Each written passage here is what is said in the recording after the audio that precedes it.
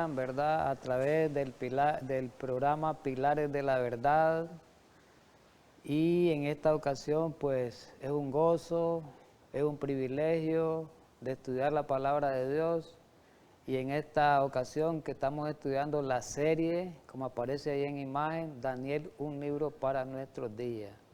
Vamos a continuar con esta serie que hemos venido desarrollando a lo largo de algún tiempo. Y vamos hoy a entrar al tema número 10, que se llama Daniel 8, pero hoy vamos a ver la tercera parte. Recordemos que cuando iniciamos el tema de Daniel 8, yo hice mención, dije que lo íbamos a estudiar en 4 partes. Hoy vamos a la tercera parte, por lo tanto queda una parte para terminar esta gran profecía, este gran capítulo que tiene mucho significado, especialmente, decía en esta ocasión, para nosotros los adventistas del séptimo día. Vamos a estudiarlo con el título, esta parte de la purificación del santuario celestial. Vamos a repasar algo importante que lo dije en el primer tema. Y lo importante fue la manera que expliqué esa vez cómo estaba estructurado el capítulo 8, las partes que contenía el capítulo 8 de Daniel. Y decía en esa ocasión, ¿verdad?, que el capítulo 8 consta de 3 partes. Hay un conflicto entre un carnero y un macho cabrillo. Aparece descrito, ¿verdad?, están los versículos ahí a la par. La segunda parte es, hay un conflicto entre el cuerno pequeño contra el pueblo de Dios y contra las fuerzas del cielo. Y la última parte, que es la purificación del santuario, que tiene que ver con la profecía de las 2300 tardes y mañanas, descrita en el capítulo 14 en el versículo 14 de este capítulo. Así que ya hemos estudiado estas 2 partes, ¿verdad? Las primeras 2 partes. Hoy nos toca iniciar el estudio de la tercera parte, que la vamos a ver en 2 temas consecutivos. Vamos al versículo 13, que es el versículo en estudio, para llegar al versículo 14, que es el que queremos, ¿verdad? El versículo importante de esta parte que estamos viendo. Daniel 8:13 dice: entonces oí a un santo que hablaba, y otro de los santos preguntó a aquel que hablaba, pregunta, ¿hasta cuándo durará la visión del continuo y la prevaricación asoladora, entregando el santuario y el ejército para ser pisoteado? Muy interesante esta pregunta, queridos hermanos. Esta pregunta, para que podamos entenderla, ¿verdad?, vamos a traducirla de la manera más entendible, porque a algunos les cuesta descifrar qué es lo que está tratando de decir ahí el ángel, uno de los ángeles. La pregunta podemos nosotros traducirla de la siguiente manera, a nuestro lenguaje, pues. ¿Hasta cuándo durará este terrible ataque contra el pueblo de Dios, su santuario y la verdad? Recordemos en el estudio anterior que miramos cómo el cuerno pequeño, este poder blasfemo, atacó al pueblo, atacó al santuario, atacó la verdad y también se engrandeció contra el príncipe de los príncipes, que es Jesús. Entonces aquí se está haciendo la pregunta, el ángel, ¿hasta cuándo va a durar ese terrible ataque de este poder blasfemo contra estas 3 cosas, contra el pueblo de Dios, repito, contra su santuario y contra la verdad? Y la respuesta del ángel fue, y él dijo, hasta 2300 tardes y mañana, luego el santuario será purificado. Muy importante con esta introducción, mis queridos hermanos. Para entender esta parte del juicio, esta parte de la purificación que habla el versículo 14, el capítulo 8, tenemos que ir a un poquito a Daniel 7, que lo estudiamos anteriormente. En Daniel 7 estudiamos, uno de los temas fue el juicio, del juicio investigador, ¿verdad? No sé si recuerdan el tema que hablábamos, que era el tribunal celestial, uno de los temas que he desarrollado en esta serie. Ese tema del tribunal celestial trata del juicio. Y Vamos a ver hoy en este estudio que hay un paralelismo dentro del contexto del juicio entre Daniel 7 y Daniel 8. Y vamos a ver cómo se comporta ese paralelismo. El juicio de Daniel 7 se compara con la purificación del santuario de Daniel 8. ¿Por qué? Porque se refieren a la misma cosa, se refieren al mismo evento. Y lo vamos a demostrar ahorita. Quiere decir que el juicio y la purificación del santuario son sinónimos, son la misma cosa. Cuando hablamos de purificación del santuario estamos hablando de juicio, lo vamos a detallar, ¿verdad? Vamos a irnos también, tenemos que estudiar también en el tipo, ¿verdad? En la tipología, tenemos que recurrir a la tipología también. ¿Y por qué son sinónimos? Porque ambos, ¿verdad? Porque aparecen, dicen, en ambas profecías, tanto en el capítulo 7 como en el capítulo 8, tanto el juicio como la purificación del santuario aparecen después de Roma.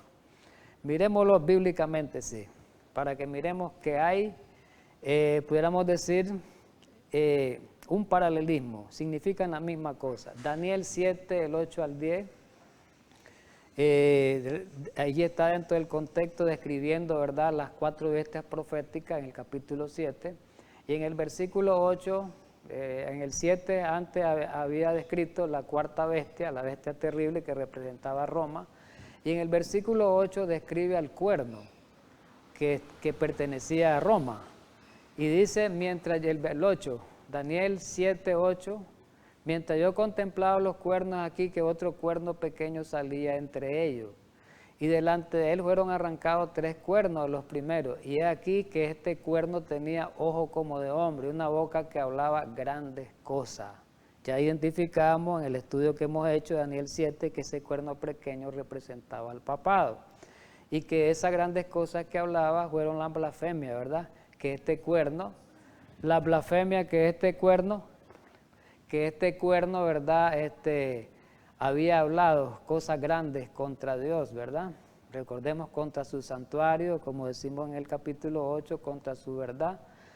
Y vamos a ver más adelante que había perseguido al pueblo, ¿verdad? Pero después es importante, esta obra la desarrolló el cuerno pequeño durante 1260 años, desde el año 538 después de Cristo hasta el año 1798. Todos recordemos el estudio de esa profecía.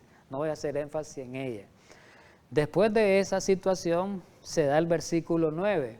Y dice, estuve mirando hasta que fueron puestos trono y se sentó un anciano de día. No lo voy a leer literalmente, pero ahí está hablando del juicio. Ya hemos estudiado este pasaje y habla del juicio investigador.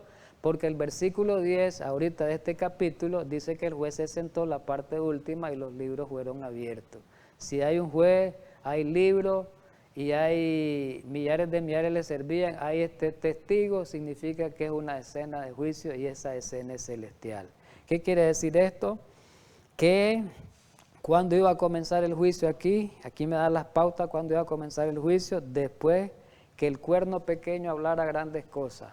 Después del tiempo que se le dio al cuerno pequeño para que blasfemara, ¿verdad? Después en ese contexto. Pero el capítulo 7 siempre sigue, en los versículos 21 y 22 habla lo mismo, lleva la misma secuencia, estos 2 pasajes que los versículos anteriores que describimos en el capítulo 7, versículo 21. Y veía yo que este cuerno hacía guerra contra los santos y los vencía, hablando del cuerno pequeño. Aquí habla de la persecución de los 1260 años, hasta que vino el anciano de día y se dio el juicio de los santos. Aquí está la misma tendencia. El cuerno pequeño hace guerra contra los santos desde 538 hasta 1798 y después se da el juicio. Recordemos el juicio del Altísimo, ese tema ya lo estudiamos. Entonces vemos cuerno pequeño y juicio. Roma a través del cuerno pequeño y es juicio. Daniel 7, 25 y 26 habla lo mismo. Y hablará palabra, el 25, palabras contra el Altísimo, y los santos del Altísimo quebrantará. Y aquí habla que va a pensar cambiar los tiempos y la ley. Y habla del tiempo que iban a ser entregados, que es tiempo y medio tiempo. Ya sabemos que eso corresponde a los 1260 años. Y después de eso, dice que viene el juicio porque dice que se sentará el juez y va a quitarle el dominio hasta que sea destruido, ¿verdad? Entonces podemos ver que hay una secuencia cronológica entre, pudiéramos decir, la obra del cuerno pequeño durante el tiempo que se le dio, y hay una secuencia cronológica y después continúa con el juicio. Pero en Daniel 8 aparece esa misma secuencia. Y dice el verso 8, del 10 al 14, vamos a leerlo. Y se engrandeció, se engrandeció hasta el ejército del cielo, y parte del ejército y las estrellas echó por tierra y las pisoteó. El 11 dice, aún se engrandeció contra el príncipe de los príncipes, y por él fue quitado el continuo sacrificio, y el lugar de su santuario fue echado por tierra. El versículo 12 dice, a causa de la prevaricación les fue entregado el ejército junto con el continuo sacrificio. Y echó por tierra la verdad e hizo cuanto quiso y prosperó. Y el versículo 13, ya lo leímos anteriormente, no lo voy a leer, ahí viene la pregunta, que hasta cuándo iba a durar esa visión, ¿verdad? Y el 14 da la respuesta hasta 2300 tarde y mañana, después el santuario va a ser purificado. Entonces, después de la obra, aquí demuestra, después de la obra apóstata, después de la obra profana del cuerno pequeño, dice que se da el juicio. Aquí también da la misma pauta, la misma tendencia que presenta el capítulo 7. Por lo tanto, vamos a demostrarlos aquí esto de una manera resumida, de una manera más gráfica. Aquí en esta parte, si lo miran ahí en la imagen, podemos ver el paralelismo que hay entre la purificación del santuario y el juicio, que son el mismo evento.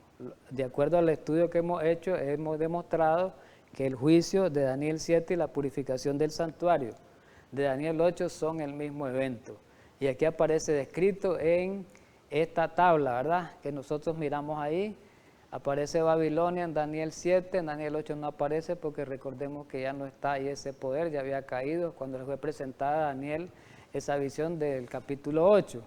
Después el Medo Persa, que representa al oso, y Medo Persa, que representa al carnero, en el 7, en el 8 al carnero, y aparece el año 539, después Grecia como el leopardo en Daniel 7, y Grecia como el macho cabrío en Daniel 8, en el año 331 antes de Cristo. Y Roma, ¿verdad? El cuerno aparece también en Daniel 7, y Roma, que es el cuerno pequeño, Roma en Daniel 8, Roma papal y Roma imperial en el año 168 antes de Cristo. Después de todas estas bestias, el surgimiento, aparece el juicio en el cielo en Daniel 7 y la purificación del santuario después del año de 1798. Muy bien. Continuando con el estudio, es importante este capítulo porque tiene que estar dentro del contexto del santuario, porque está hablando de la purificación del santuario, es un capítulo muy interesante. Este juicio tiene alguna semejanza con la purificación del santuario, ¿verdad?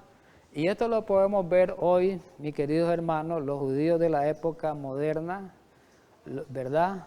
Ellos en sus escritos, aquí hay un escrito de ellos, judíos, judaísmo, en la página 125, ahí está la edición, ahí está el año, 1984, y vemos aquí el escrito que dicen ellos, ¿verdad? Actualmente esto se ha preservado durante tiempo, ¿verdad? La purificación del santuario en la tierra, ellos hablando de aquel tiempo en sus escritos, era el día anual de juicio.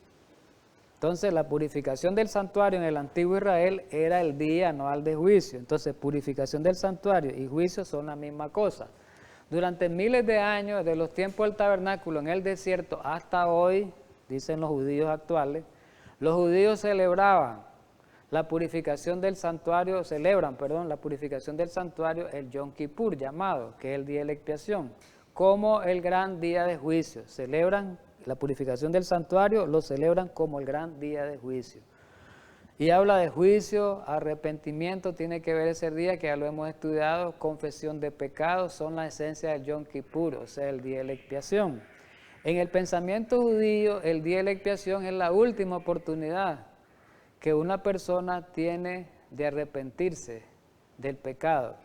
Y aquí hay un rabino, el rabino Yeshiel, describe el Yom Kippur como nuestra oportunidad final, dice él, de venir delante de Dios para rogar por un juicio misericordioso. Ese es el Yom Kippur, es la oportunidad final, dice. O sea, es el día de juicio, ¿verdad? Muy bien, ¿en qué sentido era un día de juicio? El Yom Kippur o el día de la expiación. Levítico 23 y 16 nos ayudan. Vamos a citar Levítico 23, porque Levítico 16 habla específicamente del Yom Kippur, pero vamos a citar estos pasajes de Levítico 23 que también hace mención, en los versículos 28 al 30 que también ya lo hemos estudiado. Dice el verso 28, ningún trabajo haréis en este día, hablando del día de la expiación, del Yom Kippur, porque es día de expiación, para reconciliaros delante de Jehová vuestro Dios, versículo 29, porque toda persona que no se afligiere en ese mismo día será cortada de su pueblo. Ya hemos estudiado esos detalles. Y cualquier persona que hiciere trabajo alguno en este día, yo destruiré a tal persona de entre su pueblo. ¿Qué significaba ser cortado de la congregación? Vamos a leer esto, el comentario bíblico, ya lo hemos hecho otras veces, pero vale la pena porque estamos estudiando el tema de la purificación. En el tomo 1 del comentario bíblico adventista, en la página 703, dice lo siguiente: el día de la expiación era también un día de juicio, porque cualquiera que no afligía su alma era cortado. Más aún, si un hombre trabajaba en ese día, Dios lo destruiría. Después de haber sido cortada, la persona era considerada como extranjera, que no tenía parte en ninguna de las bendiciones del pacto. Era importante esto. En el día de la expiación, los israelitas sentían y expresaban su dependencia de Dios y su deseo de preservar la relación del pacto con el Señor, ¿verdad? Es importante esto, mis queridos hermanos. Vamos a irnos al capítulo 8 de Daniel, la última parte. En el versículo 26 y 27, porque es importante tomar esta parte porque está muy relacionada, ¿verdad? O tiene que ver más bien con la profecía de la purificación del santuario, que es los 2300 tarde y mañana. Versículo 26 dice lo siguiente: la visión de las tardes y mañanas que se ha referido es verdadera. Y tú guarda la visión porque es para muchos días, no es para ahorita, le dice el ángel a Daniel, es para muchos días, guárdala. Ahorita no te puedo dar respuesta, le dice. Y yo, Daniel, versículo 27, quedé quebrantado y estuve enfermo algunos días, Daniel, perturbado por la visión, porque asustado, no le entendió, y enfermo, no le entendió a parte de esa visión. Y cuando convalecí atendí los negocios del rey, pero estaba espantado a causa de la visión y no la entendía. La pregunta es, ¿cuál parte de la visión era la que Daniel no entendía? Muy bien. Recordemos que Gabriel solo explicó 3 de los 4 elementos de la visión. Esta visión tenía 4 elementos: el carnero, el macho cabrillo, el cuerno pequeño y las 2300 tardes de mañana. Todo fue explicado menos las 2300 tardes de mañana, y eso fue lo que Daniel no entendió. Aquí pueden ver en la imagen, yo les hice este esquema de Daniel 8 para que lo visualicemos mejor de lo que acabo de decir. Y aquí aparecen estas imágenes bien representadas. El esquema de Daniel 8, el carnero, en los versículos del 3 al 4, el carnero representado por Medo Persia, se describe, ya se interpreta en Daniel 8:20. El macho cabrillo descrito, ¿verdad?, en los versículos del 5 al 8, y la interpretación, la identificación de este animal, se identifica como el poder griego, el poder de Grecia. Y tenemos el cuerno pequeño en los versículos del 9 al 13, y se describe, da la descripción, la explicación de Daniel 8 del versículo 23 al 25. Y finalmente el versículo 14, que describe la purificación del santuario, pero de ese no se da respuesta en este capítulo, no hay respuesta. De los otros 3 elementos sí hay respuesta, como lo vimos, pero de este no, quedó pendiente eso. Pasaron años, mis queridos hermanos, para que Dios le diera a Daniel respuesta de esta visión. No fueron 1, ni 2, ni 3 años, fueron varios años que Daniel esperó para que Dios le respondiera y le diera el significado de la profecía de las 2300 tardes y mañanas. Y el capítulo 9 de Daniel, ahí Dios añade luz sobre este tema, el capítulo 8 que estamos tratando, de las 2300 tardes y mañanas. Y vamos a verlo a lo largo de este estudio, cómo hay una conexión entre Daniel capítulo 8 y Daniel capítulo 9. Si nosotros no establecemos esa pudiéramos decir, esa unión, ¿verdad?, sobre esos dos temas, esa fusión sobre esos dos temas, nosotros no podemos entender esta profecía. Es por eso que la profecía no se entiende, no la entienden los preteristas ni los futuristas. Pueden entender esta profecía porque ellos separan el capítulo 9 del capítulo 8. Le dan una interpretación muy diferente a la que requiere la Biblia. La relación entre el capítulo 8 y el 9. La visión, vamos a ver, 8, 26 y 27. El 26, la visión de las tardes y la mañana que se ha referido es verdadera, y tú guarda la visión porque es para muchos días, le dijo el ángel a Daniel. Versículo 27, y yo Daniel quedé quebrantado y estuve enfermo, estoy repitiendo, algunos días, y cuando convalecí, dice el versículo 27, atendí los negocios del rey, pero estaba espantado a causa de la visión y no la entendía. Años después está la respuesta en el capítulo 9. Miremos este escrito continuo, el versículo del 1 al 2. En el año primero de Darío, hijo de Asuero, de la nación de los Medos, que vino a ser rey sobre el reino de los caldeos, en el año primero de su reinado, yo, Daniel, miré atentamente en los libros el número de los años en que habló Jehová al profeta Jeremías, que habían de cumplirse las desolaciones de Jerusalén en 70 años. Quiero explicar eso, muy importante esto, muy bien, para que lo entendamos. Y vamos a recurrir un poquito a la Biblia, ¿verdad? Recordemos algo, Daniel no entendió, haciendo repetición, la profecía de las 2300 tardes y mañana. Esperó tiempo, muchos días, esperó mucho tiempo. Y Daniel siguió estudiando la profecía, dice el versículo 2 del capítulo 9. ¿Estudiando cuál profecía? La profecía de Jeremías. ¿Y a qué profecía se refería Daniel cuando se refirió a Jeremías? A la profecía de los 70 años de cautiverio, que aparece descrita en Jeremías 29:10. Voy a leerla.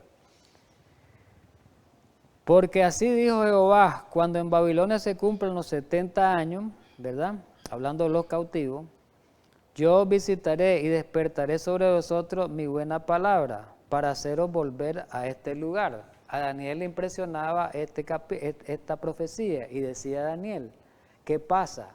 Esto ya está por cumplirse. Si no está cumplido, está por cumplirse, está muy próximo. Pero ¿por qué Dios me dio aquella visión, aquella revelación de 2300? Es un tiempo tan largo. ¿Qué pasa? ¿Qué pasará? ¿Por qué? Estaba Daniel asustado, espantado, turbado. Y siguió estudiando esa profecía, ¿verdad? Y Daniel oró mucho, hubo mucha oración. Y en este capítulo habla de la oración de Daniel, descrita en el capítulo 9. Que ya Daniel era un anciano. Y esta es una de las oraciones, dicho otras veces, una de las oraciones más profundas en la Biblia, ¿verdad? Después de las de Jesús, lógico, que Jesús las oraciones más grandes, están registradas, son de nuestro Salvador. Y esta es una de las oraciones profundas que nos enseñan cómo debemos de orar, cómo debemos abrir nuestro corazón a Dios, por medio de la sinceridad, la humildad, como la que mostró Daniel, cuando Daniel confesó sus pecados, confesó los pecados de su pueblo, y en un profundo arrepentimiento el profeta pidió misericordia y pidió perdón. Y después de eso, de esa oración grande, Dios le respondió, ¿verdad? Y esta oración está descrita para que ustedes la lean. Yo no la puedo leer porque es demasiado amplia, larga y no nos da tiempo. Tenemos muchas cosas que hablar aquí, ¿verdad? Está descrita en los versículos, en el capítulo 9, en los versículos del 3 al 19. Vamos a tocar nada más la parte última de la oración, antes que le dé la respuesta a la profecía que quedó pendiente. Y dice la parte última, el versículo 20, vamos a comenzar hablando, cuando llega el ángel, respondiendo de la oración a Daniel. Aún estaba hablando y orando, dice, y confesando mi pecado, y el pecado de mi pueblo, Israel, derramaba mis ruegos delante de Jehová mi Dios por el monte santo de mi Dios, versículo 21, muy importante. Aún estaba hablando en oración cuando el varón Gabriel, recordemos algo, hermano, antes de seguir adelante. ¿Quién fue el que le presentó al profeta la visión de Daniel 8? De Daniel 8? Fue Gabriel. El mismo Gabriel viene a responderle, viene a darle respuesta a la visión. Por eso aquí habla, en este versículo es muy categórico este versículo. Aún estaba hablando en oración cuando el varón Gabriel, a quien había visto en la visión al principio, ¿a qué visión se refiere? A la del capítulo 8, pues le digo, hay conexión entre estos dos capítulos. No podemos estudiarlo de una manera separada. Estos son los nexos, los lazos de relación que me unen estos capítulos para que podamos entender esta profecía. Aquí está claro en este versículo 21, a quien había visto en visión a Gabriel. ¿A cuál visión? A la visión de Daniel 8. Vino volando con presteza, vino a mí como a la hora del sacrificio de la tarde, a la hora del cordero vespertino, la muerte del cordero vespertino, ¿verdad? Que era a las 3 de la tarde. Y dice el verso 22, y me hizo entender, ¿qué le hizo entender? La parte de la visión que quedó pendiente del capítulo 8, que es las 2300 tardes y mañanas. Y el versículo 23, habla el ángel, a principio de tu ruego fue dada la orden, y yo he venido para enseñártela. ¿Por qué? Porque tú eres muy amado. Entiende pues la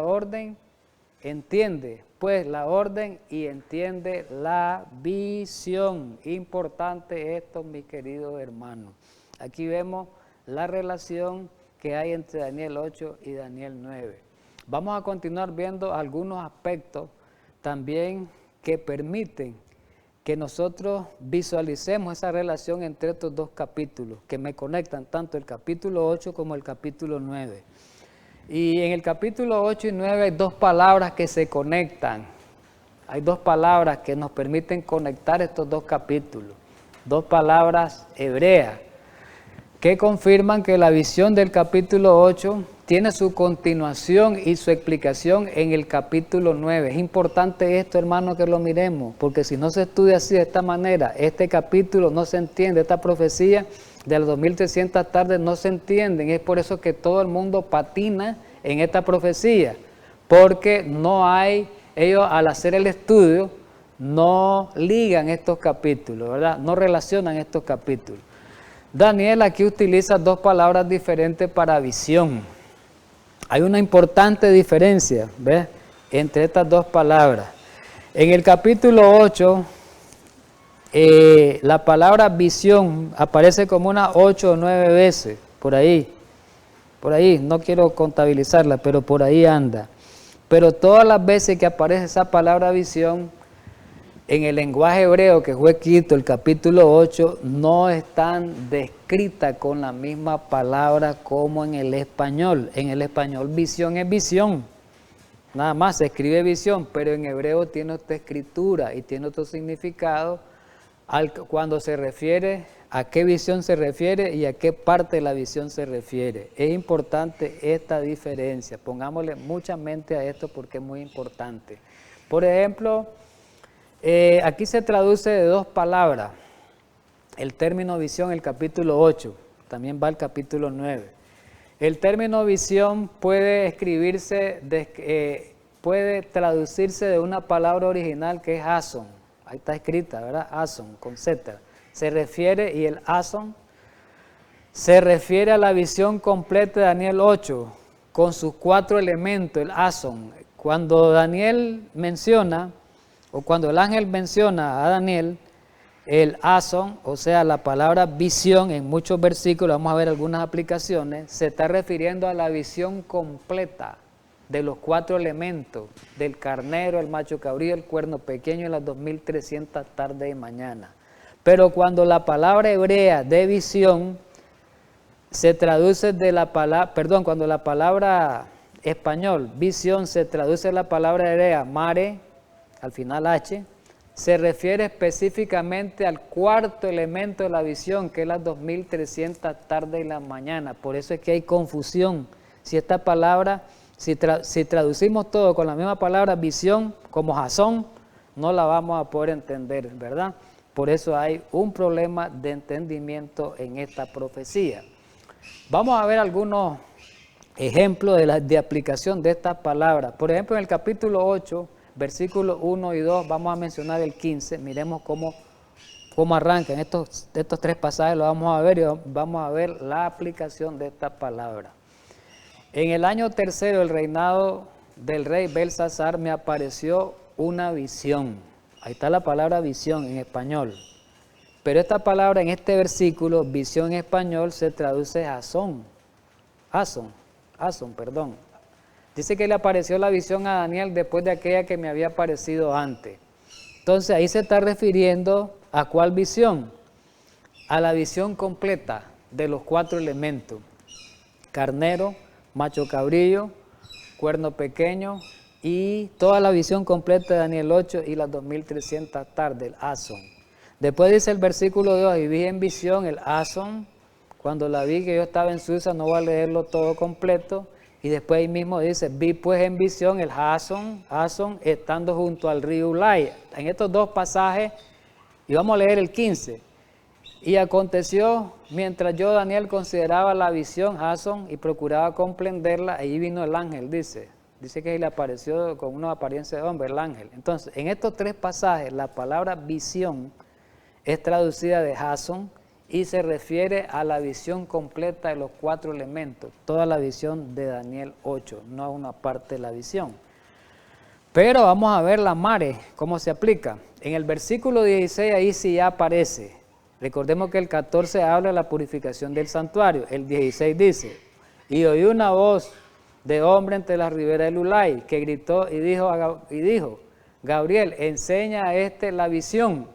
Cuando le dicen el 16 que enseña a la visión, se traduce la palabra visión de mare. Y mare es a la visión de las 2300 tardes, que es el 8:14, que es el versículo que está cercano. Miren bien, qué interesante esto. Y el versículo 26 y 27, cuando termina esta visión, dice, la visión de las tardes y mañana. Ahí no aplica el jasón, porque está hablando de la visión, menciona específica, de la visión de las tardes y la mañana. ¿Ves? Este versículo es muy contundente. Cuando la palabra visión ahí se traduce de mare, que está hablando de las 2300 tardes, no de toda la visión. Y dice que es verdadera, no voy a leerla literalmente, y que dijo que guardara esa visión, que guardara la mare. ¿Cuál? Porque es para muchos días. ¿Por qué le dice que guarde esa visión que es para muchos días? Porque las 2300 tardes no se entendió. Entonces es la mare. Y yo, Daniel, quedé quebrantado y estuve enfermo algunos días, y cuando convalecí a atender los negocios del rey, pero estaba espantado a causa de la visión de la mare, y no le entendía. ¿Cuál es la que no entendía? ¿Cuál es la parte? La 2300 tarde de mañana. Miren qué clase de conexión hay. Apartémonos de esa parte. Ahora vamos. Gabriel tuvo que volver años más tarde para completar la visión. El versículo 9, 21 y 23 lo dice. Ahí lo dice, ¿verdad? Que aún estaba hablando en oración. Por eso podemos ver aquí la relación también. La relación entre los 2 capítulos, entre el 8 y el 9. Dice, aún estaba hablando en oración cuando el varón Gabriel, a quien había visto en la visión, en la asón al principio, que es el capítulo 8, en la visión grande. Y después dijo que le iba a hacer entender el versículo 23, aquí aplica la otra palabra. Entiende pues la orden y entiende la visión, la mare, le llegó a explicar la mare. ¿Cuál visión le llegó a explicar? La mare. Aquí aparece en el versículo 26 y 27, que es la que no entendía. El versículo 27 dice que estaba espantado a causa de la visión y él no la entendía. Muy importante todo esto, mi querido hermano. Hay algo importante aquí en el estudio de este tema, que como estamos viendo la relación de Daniel 9 con Daniel 8, de Daniel 8 más bien con Daniel 9, para poder entenderlo. Y estamos viendo los nexos que hay entre estos dos capítulos. Y hay una palabra que es importante estudiarla, meditarla. Y esta palabra ha sido mal traducida, principalmente en las Biblias modernas, en las Biblias que han sido traducidas tanto en nuestra lengua moderna como en el español, posiblemente en inglés y en otras lenguas. Esta palabra está, ¿verdad?, mal traducida. ¿Y cuál es esa palabra? La palabra que describe Daniel 9:24, cuando el ángel comienza a interpretarle la visión a Daniel, a Mare, y le dice: 70 semanas están determinadas sobre tu pueblo y sobre tu santa ciudad para terminar la prevaricación y poner fin al pecado y expiar la iniquidad, para traer la justicia perdurable y sellar la visión y la profecía y ungir al santo de los santos. Esta palabra determinada proviene de una palabra hebrea, aquí aparece descrita shatak, pero también se escribe como hatak, en lenguaje sin la C, ¿verdad?, en otras versiones. Dice que aparece esta palabra solo una vez en la Biblia, y esta palabra originalmente no se traduce como determinada, porque esa palabra crea confusión, esa traducción determinada. Originalmente se traduce como cortar. Entonces la profecía dijera: 70 semanas están cortadas sobre tu pueblo y no determinadas. ¿Cómo podemos nosotros comprobar eso o demostrar eso, que está errada esa palabra? Bueno, sencillamente tenemos que recurrir a traducciones bíblicas antiguas, no en el lenguaje moderno. Por ejemplo, también a las concordancias, hebrea y caldea. Por ejemplo, la concordancia Strong, ¿verdad?, declara que su raíz de esta palabra es cortar. En el diccionario hebreo, ¿verdad?, Gesenio, un lexicógrafo, la define como cortar. En la versión más antigua de la Vulgata y la propia Septuaginta define el verbo como cortar. Otra versión antigua, como la de Daniel Teodosio, la presenta como cortada. Y el diccionario rabínico o caldeo rabínico de Estosio la define como cortar, ¿verdad? Entonces podemos ver que hay un error en esa palabra y por eso hay mucha confusión y no se puede interpretar correctamente esta profecía. Aquí estamos detectando los errores que tiene la gente que no puede esta profecía poder entenderla. Por eso hay tanta confusión, porque hay un problema de interpretación, pueden haber problemas de palabras originales, su significado, haber problemas gramaticales, lingüísticos, etcétera, ¿verdad? El tiempo, dice que un tiempo se puede cortar del tiempo, y es verdad. ¿Y qué podríamos decir de Daniel 9:24, cuando dice que 70 semanas están cortadas sobre tu pueblo? Podríamos expresarlo esto de la siguiente manera, con la palabra ya traducida verdaderamente del origen. 490 días están cortados de los 10.300 días sobre tu pueblo y tu santa ciudad, para que lo entendamos en nuestro lenguaje. ¿Qué quiere decir? Que los 2.300 días son más largos que los 490 días, por lo tanto se pueden cortar de eso, ¿verdad? No, la palabra determinada no me permite hacer esa definición o definir bien este concepto, ¿verdad? No permite, pero ya con la palabra original bien traducida como cortada sí permite. ¿Qué significa esto? Que los 490 días son cortados los 2.300 días. Quiere decir que ambas profecías tienen el mismo punto de partida para que puedan ser cortadas, ¿verdad, mis queridos hermanos? Miremos el pasaje, para que lo miremos un poquito. Repitiendo, Daniel 9, 24 y 25 dice: 70 semanas están determinadas sobre tu pueblo. Quiere decir 70 por 7. Una semana tiene 7 días. Y eso me da 490 días, matemáticamente, ¿verdad? Vamos a verlo como 490 días. Y vamos a ver el punto de partida de la profecía. El punto de partida de la profecía está en el versículo 25, el capítulo 9, dice: sabe pues y entiende que desde la salida de la orden para restaurar y edificar Jerusalén hasta el Mesías príncipe habrá 7 semanas, y 62 semanas se volverá a edificar la plaza y el muro en tiempos angustiosos. Importante eso, ahí me define el tiempo de partida. Y la historia registra ese tiempo de partida. Hay 3 decretos antiguos en la Biblia, en el Antiguo Testamento, y uno de esos 3 decretos tiene que ver con el punto de partida de esa profecía. Por ejemplo, estos decretos tenían que ver con la reconstrucción y restauración de Jerusalén, de Judea en ese tiempo, ¿verdad? La historia registra 3 diferentes decretos. El primero fue de Ciro en el año 538, era que dio salida a los judíos. Y una parte de los judíos fue a reconstruir Jerusalén. ¿A dónde está descrito eso? En Esdras, en el capítulo 1, podemos leerlo del 1 al 4, pues, podemos leerlo. El otro decreto está en Esdras, capítulo 6, versículo del 11 al 12, y ese decreto fue el rey Darío I, se le llamaban Darío Istape, en el año 520. Y después aparece un tercer decreto en el año 457, estamos hablando antes de Cristo. Esto está descrito en Esdras, capítulo 7, versículo del 11 al 26, ¿verdad? Y fue por el rey Artajerjes Longímano, ¿verdad? Para que lo entendamos bien. Aquí está, ¿verdad? No voy a leerlo por el tiempo, repito. Aquí aparece Ciro, el decreto de Ciro en el año 538, en Esdras 1, del 2 al 4. Y solo le voy a leer el arranque, dice: así ha dicho Ciro, rey de Persia, el 1, el 2.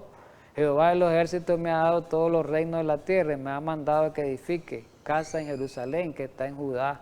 Y después sigue hablando, ¿verdad?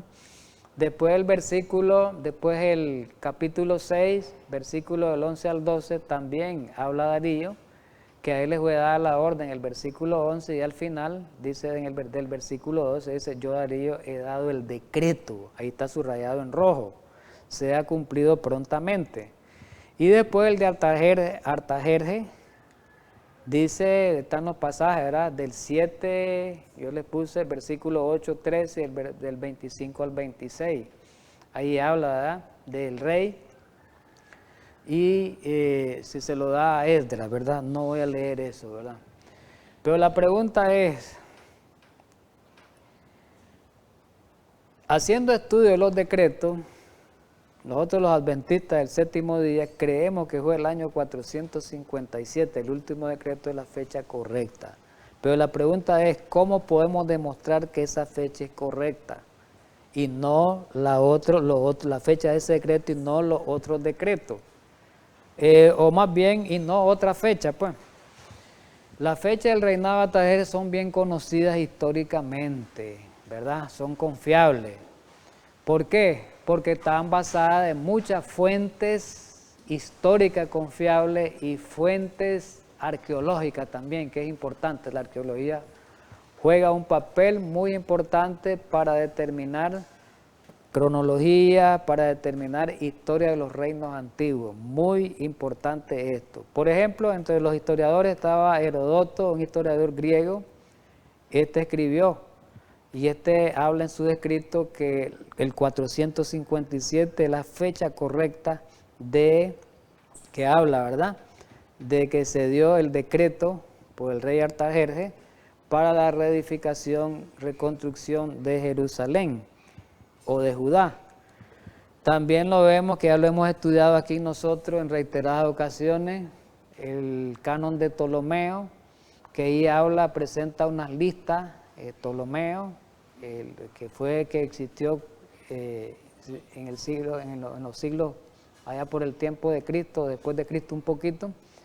Ahí Ptolomeo presenta una lista de gobernantes y la relaciona, de gobernantes o de reyes, y la relaciona con los eclipses astronómicos. a esa lista que se le conoce como el canon de Ptolomeo, y esa lista retrocede del año 8 antes de Cristo y la lleva hasta después, pasa hasta el Imperio Romano, como al año 2 o 3 después de Cristo, más o menos. Y otra fuente segura son las tablillas de arcilla que han desenterrado, ¿verdad?, los arqueólogos y que están, ¿verdad?, en los museos, ¿verdad?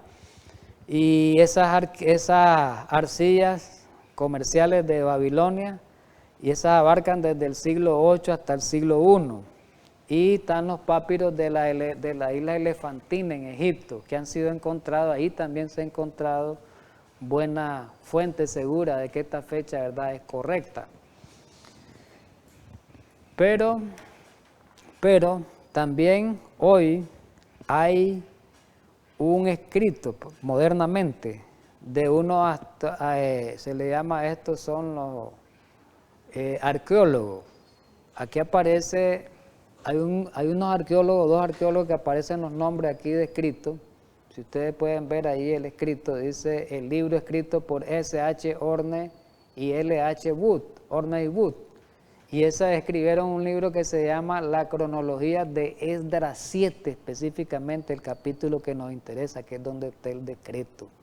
Y ahí ellos, estos 2 autores, cronólogos, ellos comprueban en el resumen de la página 117 ahí, y ellos dan una comprobación, dice, a base de una gran cantidad de fuentes antiguas, ellos comprueban que los judíos utilizaban un calendario de otoño a otoño, contaban los años, para contar los años del reinado de Artajerjes, dice, de otoño a otoño, confirmando sin lugar a dudas que el 7º año del rey fue el año 457 antes de Cristo. Este escrito es muy determinante, mi querido hermano.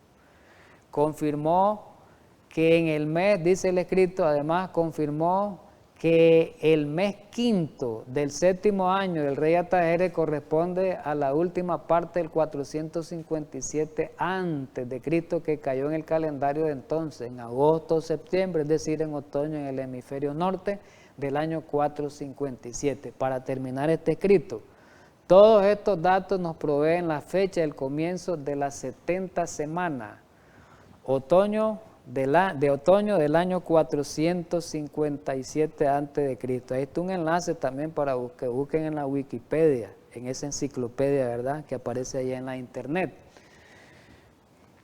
Muy bien, miremoslo por medio del canon de Ptolomeo, miremoslo bien cómo se comprueba esta fecha. Decía que el canon de Ptolomeo presenta listas de reyes. Aquí aparece la de los persas y aquí aparecen los reyes persas. Si ustedes pueden notar ahí en la tabla aparece Ciro, el primer rey de Persia, Cambises, Darío I, Jerjes y Artajerjes I, que es el que nos interesa y está marcado en amarillo. Dice aquí esta tabla de los reyes, dice que Artajerjes I o Artajerjes Longímano, dice que él comenzó su reinado el día 17 del 12º mes del año 465 antes de Cristo. Qué importante esto. ¿Y cómo podemos ver esto, que la importancia? Leamos la Biblia para que comparemos con el canon. Esdras capítulo 7, versículos 8 y 13 nos ayuda. Miremos bien. Y llegó a Jerusalén en el mes 5 del año 7 del rey. ¿Quién? Esdras. El sacerdote Esdras llegó a Jerusalén, que iba a ayudar a la reconstrucción, y a él le fue dada esa orden, dice el versículo 13. Artajerjes le dio la orden a Esdras, y le dice el verso 13, por mí es dada la orden que todo aquel en mi reino del pueblo de Israel y de sus sacerdotes y levitas que quiera ir contigo a Jerusalén, vaya, le dice. Miremos algo importante, aquí miremos una tablita, o más bien una recta numérica donde están descritos los años. Ustedes pueden verla ahí en la imagen, en la lámina. Y de acuerdo a esto que acabamos de ver, es importante que noten esto, voy a explicar esto. Dice que el rey Artajerjes comenzó a gobernar, tomemos el año, no el día, porque no nos interesa el día de fecha, sino el año y el mes. en el 12º mes del 465 antes de Cristo, correcto. Nosotros lo que queremos determinar es el 457, que esa fue la fecha. Entonces, y que ese año fue el séptimo, dice, nos ayuda. El 457 tiene que coincidir con el séptimo año del rey Artajerjes, de gobernado, ¿verdad? Que había gobernado durante 7 años. Si comenzamos a contabilizar en esta tablita, en esta recta que yo lo hice, para que ustedes lo miren, el año 465 que comienzan, vayan siguiéndome, en otoño fue, porque es de otoño a otoño, decía la cronología de Esdras 7, de aquellos arqueólogos que acabo de leer anteriormente, del 465 otoño, que es septiembre, octubre, por ahí, agosto, septiembre, octubre, todo eso es otoño. Del 465 al 464 en otoño hay un año. Vamos a ver hasta dónde llegan los 7. Al 463 otoño hay 2 años. Al 462 otoño, vayan siguiéndome, hay 3 años. Voy a repetir, por si acaso hubo una falla. Del 465 al 464 un año de otoño. 463, 2 años. 462, 3 años, 461, 4 años, 460, 5 años, 459, 6 años, 458, 7 años. Si vamos al 457, tuviera 8 años. Pero recordemos que es el 12º mes que comenzó a gobernar. Y la orden fue dada,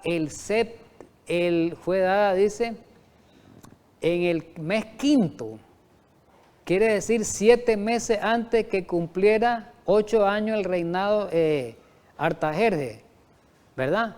Entonces quiere decir que fue exactamente ahí, ¿verdad? En el 7º año.